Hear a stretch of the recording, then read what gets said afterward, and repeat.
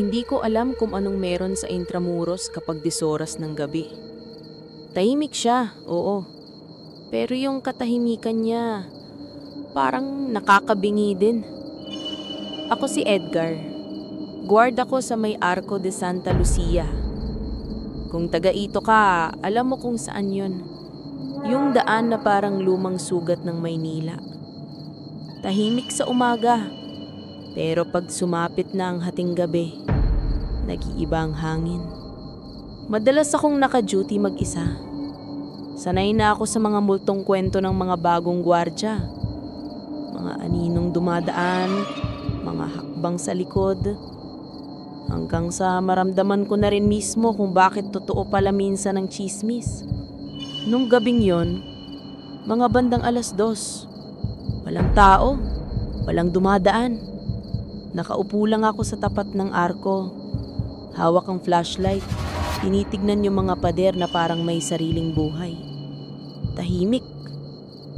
Tapos, may maririnig kang kaluskos ng dahon. Pero walang hangin. Alam mo yung ganong klaseng tahimik? Yung parang huling hinga ng paligid. Bigla kong napansin yung ilaw sa ilalim ng arko. Mahina lang sa una. Parang ilaw ng kandila. Pero habang tumatagal, lumalakas. Hindi to galing sa poste. Hindi rin flashlight. Ibang klase yung lumanag. Maputi, malamig. Parang sinasala ng tubig. Nilapit ko yung flashlight ko. Tinutok ko sa loob. Walang tao. Pero may parang usok. Gumagalaw. Umiikot sa gitna ng arko. Tapos bigla kong naamoy yung luma. Amoy kalawang. Amoy basang tela. At amoy kandilang bagong patay.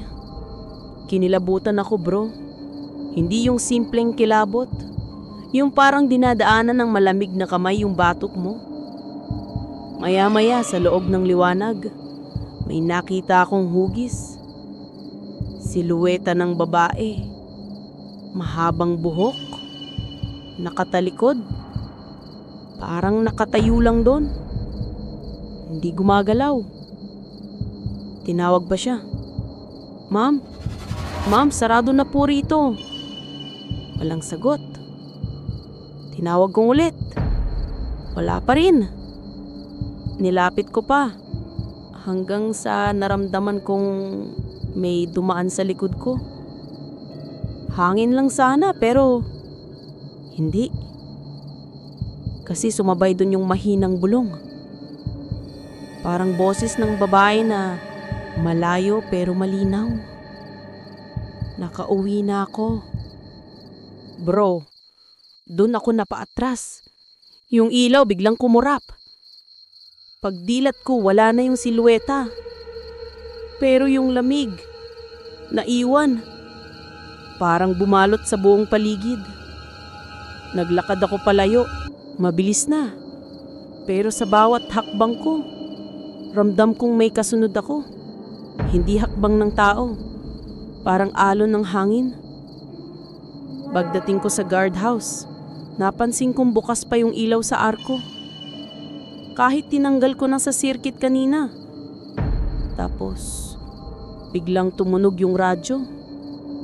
Static lang dapat pero sa gitna ng putok ng signal, may boses akong narinig. Mahina. Babae. Pareho ng tono. Nakauwi na ako. Tuloy-tuloy yung static hanggang sa tumigil. Pagtingin ko sa orasan, 5:00 na ng umaga. Hindi ko man namalayan tumagal ako sa dilim ng 3 oras. Walang dumaan, walang nagbago. Parang walang nangyari. Kinabukasan, nabanggit ko yung nangyari sa matandang maintenance. Gumiti lang siya pero hindi matawa. Sabi niya nung gera daw, may babaeng nakatira malapit doon. Abutan ng bombahan. Hindi nakalabas. Ang sabi nila, bago siya mamatay, bit-bit niya yung lampara niya. Umaasang may makita sa kanya. Walang nakikita. Hanggang ngayon siguro, dala pa rin niya yung lampara na yun. Kaya tuwing makikita ko yung makusyaw na liwanag sa loob ng Arco de Santa Lucia, hindi ko na pinapatay. Hinahayaan ko lang siyang umilaw. Kasi minsan, yung liwanag na nakikita mo sa dilim, hindi para iligtas ka. Minsan, paalala lang na may naiwan pa rin doon.